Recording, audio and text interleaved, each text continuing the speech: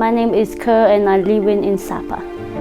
I live in the village called Sen. I am guiding and I am working for ethos.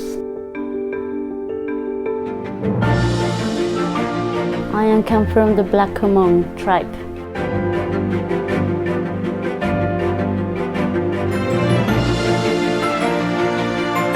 Our culture is very different. We make our own clothes.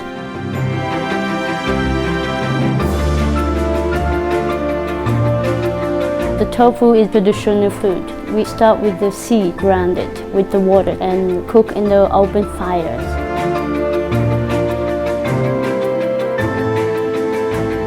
I have 2 children, a boy and a girl. We eat together almost every meal.